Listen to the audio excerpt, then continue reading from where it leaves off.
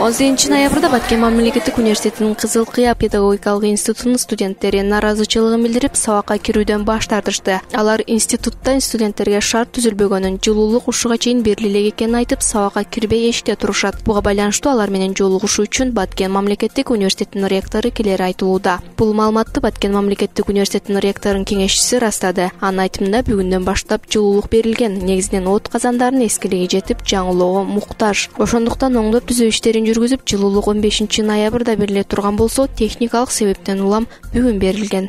Ал жерде 2 корпус абдан чоң 4 этаждуу корпустар, 3 этаж.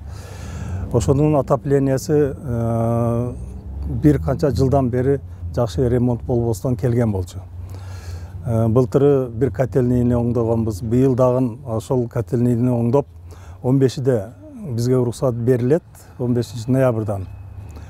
Ошо 15-ноябрь күнү испытание кылганда ошо моторчиги отказ кылып, жылуулук жакшы барбай калган. Ректор баш болуп, ошол жака кетип, ошолдо ремонт иштери жүргүзүлүп, бүгүнкү күндө отопление толук жүргүзүлдү.